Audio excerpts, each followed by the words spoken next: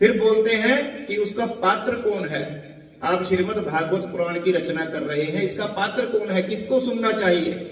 निर्मत्सराणाम सताम निर्गतः मत्सरः ये व्यहते निर्मत्सरः। इसको सुनने का पात्र कौन है? जिसके अंदर का मत्सर समाप्त हो गया हो। मत्सर क्या होता है? मत्सर और मच्छर में थोड़ा ही फर्क है। मच्छर हमें बाहर से काटता है, मत्सर हमें अंदर से काटता है।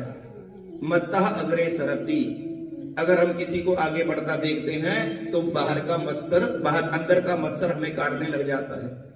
बाहर के मच्छर से बचने के लिए हम कई उपाय कर लेते हैं, लेकिन अंदर का मत्सर अगर मारना है तो उसके लिए भगवत शरणारविंदों में रति होनी चाहिए।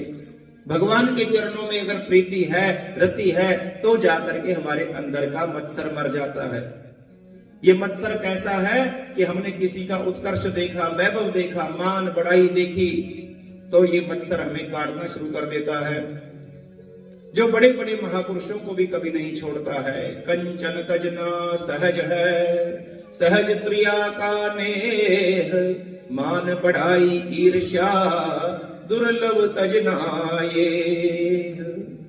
कहते भागवत सुनने का पात्र कौन है? जिसके अंदर का मत्सर समाप्त हो जाता है। अगर आपको दूसरे का दुख देखकर मजा आता है, दूसरे को विपत्ति में देखकर खुशी होती है, तो समझ लीजिए कि आप अभी पात्र नहीं बने हैं। अगर आपको दूसरे का सुख देखकर अच्छा लगता है, तो आप समझ लीजिए कि आप निर्मत्सर हो गए हैं। दूसरे के सुख में भी आप सुख का अनुभव करते हैं, निर्मत्सर हो गए हैं। निर्मत्सराणाम सताम, क्योंकि आजकल की जो जनता है, कलयुग के जो प्राणी है, वो अपने दुख से दुखी नहीं है। क्योंकि जीवन में उतार चढ़ाव आता है, सबको इतना ज्ञान है, लेकिन दुखी किस बात से है? हमारे घर में अंधेरा है, उसका दुख नहीं है। पड़ोस के घर में लाइट जल रही है, उसका दुख है। हमने कुछ अचीव किया, नहीं किया, उसका दुख नहीं है। हमारे साथ वाला कुछ अचीवमेंट पा गया, उसका दुख है। उस दुख के कारण निर्मत्सर नहीं हो पाते हैं। और जब तक निर्मत्सर नहीं होंगे, तब तक श्रीमद् भागवत महापुराण को सुनकर भी नहीं समझ पाएंगे। कैसे?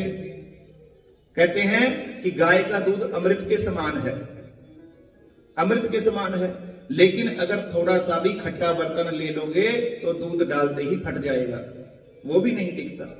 तो ये तो भागवतामृत है, इसके लिए ऐसा पात्र होना पड़ेगा कि निर्मत्सर, थोड़ी सी खटास आपके अंदर है, ये अमृत भी फट जाएगा, किसी काम नहीं आता।